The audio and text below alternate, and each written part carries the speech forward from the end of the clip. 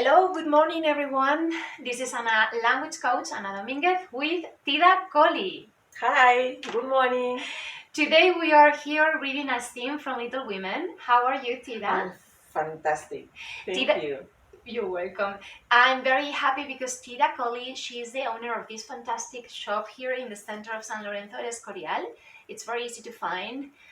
It's full of colors and wonderful things from Africa. The name of the shop is called Colores del Mundo, and you can find also on her website. So today she is volunteered coming here to read with me the scene from Little Women. The scene after Amy has been punished at her school, Marnie and and the sisters of Amy are going to react. And this is what we are going to read. So let's start reading this part. Joe seizes Mr. Davis' pointer and turns on Mr. Davis. Is this the weapon? Mr. Davis involuntarily recoils. Recoils means to remember or remember what he has done. Joe smiles unpleasantly and says, "It's mine now." She's gone, taking his pointer, leaving Mr. Davis to stare after her, bewildered, clumsily mopping up the spreading ink. And I'm going to explain certain expressions. Seize is to take. Recoils, I have already said, is to remember. And the pointer, remember, is this stick to point things. And Mr. Davis is the school teacher, obviously, you can imagine that. Bewildered is confused, okay? And clumsily means, it's another that means torponamente o de manera torpe, ¿vale? Mopping up is like cleaning, mopping up. And the ink, you know, all of you, is la tinta, ¿vale? Because before Joe has come to the classroom and she did a with her feet, did a stroke on the table and has had all the ink spread over the desk, and now the school teacher is mopping up everything. Now the scene is different. It says interior, Meg and Amy's room, orchid house night. Amy is tucked in, clothespin clipped on her nose. Marmee sits on the bed, talking gently as Meg brushes Marmee's long hair.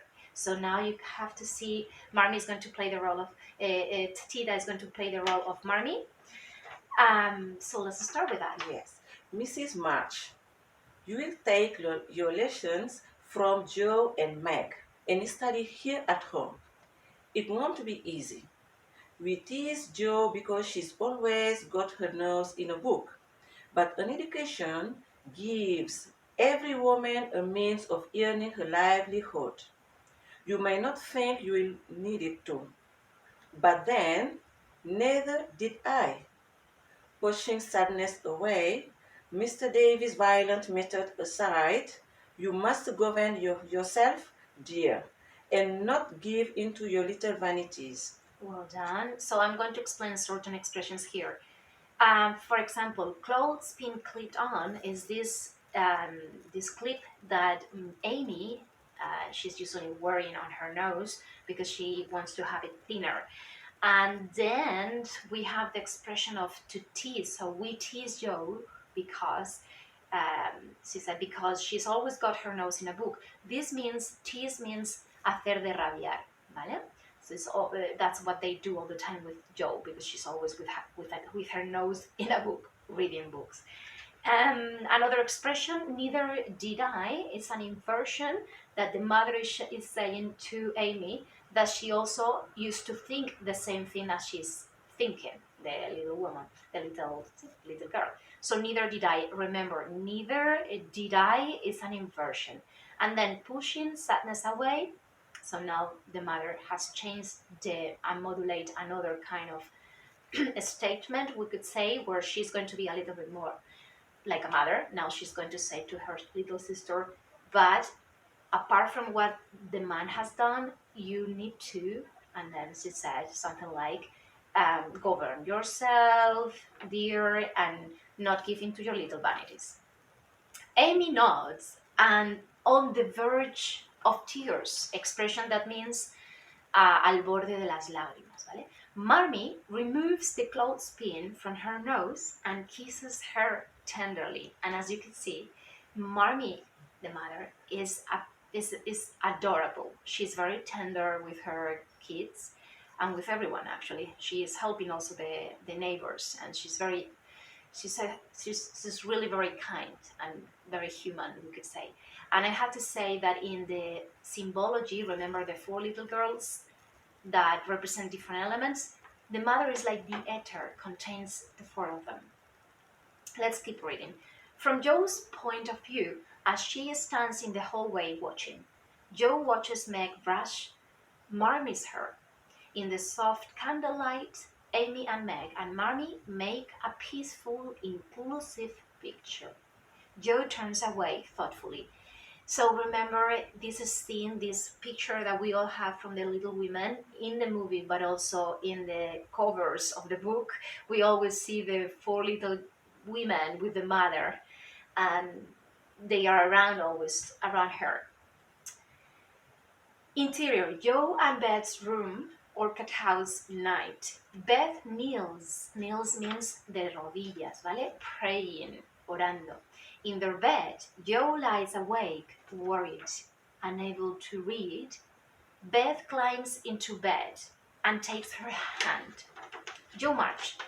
Beth, don't tell Mommy. I rather crave violence, and crave means that she desires violence because she's very angry with Mr. Davis. And she has written already a story, and she is going to call Mr. Davis the lost Duke of Gloucester is swimming with filth and gore. Expression, swimming with filth and gore means que nada en la filth es como la suciedad, la porquería, y gore sería como lo cruento, con lo sangriento, porque viene del sangriento. De hecho, nosotros decimos que gore, que significa que fuerte, ¿no? Whispers with relish. Todo esto lo están diciendo en voz baja, con whisper, ¿no? Yesterday, I had Lady Anne violated in her sitting room.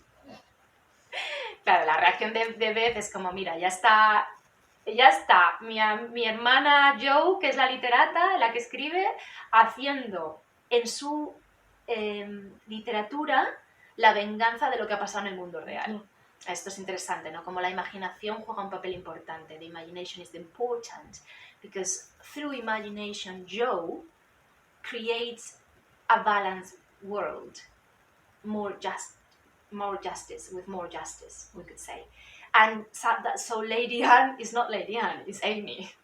And the lost Duke of Gloucester is Mr. Davis. Yes. And then that's why she says now, at Beth's gas, renewed guilt. Claro, la hermana reacciona como, mira, ya está otra vez esta. Y se renueva guilt, la culpa de Joe, ¿no? Y dice Joe, I don't have a prayer of going to heaven, do I? And what does it mean, this expression? It means that she is not praying in the same way that her sister does, but she uses her imagination through writing stories. That's how she creates the balance. Beth March. It's only a story. Stories don't have much to do with real life. Joe turns in bed restlessly, which means that she can't really rest, her mind alive. I disagree. The best stories, even ghastly ones, have a great deal of real life in them. So ghastly ones means the ones that are full of fantasy, but also the ones that are kind of terrible, horrible, and not real, we could say. Frustrated, but says, but when does real life begin? So in this way, she's saying, hey, I'm using my imagination, but through my stories, I'm telling a truth as well. Right? So where it starts, real life, and where it ends. Exactly, she's thinking about that. Jo gives up on sleep. She can't really go to sleep. Gathering up her papers and writing cup, we know that she uses a writing cup, Jo kisses Beth and heads for her muse in the attic. And that's the end of the scene. How do you feel about reading this with me? Next time I will do it better. Yes. Yes, I'm sure of that, but you have done it very well. And I'm going to ask you three expressions, only three Okay. expressions that you have learned through the reading. Okay. For me, recoils, Recoils, a yeah. new word. Recoils, we Mhm. remember it was like remembering what he has done. Yeah. And this expression, neither did I. Very good. And an Yes. inversion, neither did I. Clumsily. And clumsily, Yes. torponamente, de manera torpe. And very good, well done. So thank you for reading here. Come to the You. shop to meet Tida and talk to you soon. I'll see you. We have been talking already about your languages, right? Have we? No. No, I'm going to ask you, what is your mother language? My mother language. Okay. I'm from the south of Senegal. I'm Jola. That's mean I speak Jola, Yeah. but I speak Wolof too because it is the major. You can tell that language Yes. Yes. speaker The main language. yes, in Senegal, and I have French too because it is the official language in Okay. Senegal. Okay, very good. Mm. And so I remember, can you tell us, on the verge of tears, remember that was one of the expressions that we explained before. Can you tell us one expression from one of the languages that you speak? On the verge of tears, for example, in French. For example, let me tell you, where is it? Yeah, on the verge of tears here. Yeah. Mangi Burger Joy. It is in Wolof. Wow, sounds A fantastic. punto de llorar. Muy bien. Can you repeat again the expression? Mangi Burger Joy. You see, we are learning not only English, we're learning also this. Again, this is in the language is called Wolof. Wolof. Yes. So that's it. Thank you. Thank you. I'll see you soon. So kisses. See you soon. Bye. Bye.